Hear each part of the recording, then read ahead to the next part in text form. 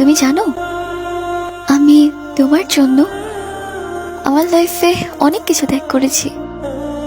তোমায় ভালোবেসেছি, নিজের পরিবারের কাছে ছোট হয়েছি। না সোসাইটি, না পরিবার, কোথাও আমার মুখ দেখানোর জায়গা ছিল না। সবকিছুকে পরোয়া না করে আমি তো তোমার পাশেই ছিলাম। একমাত্র তোমার উপরই ভরসা করেছিলাম। যে যাই বলুক, তুমি তো আমার আর আমিও তোমার।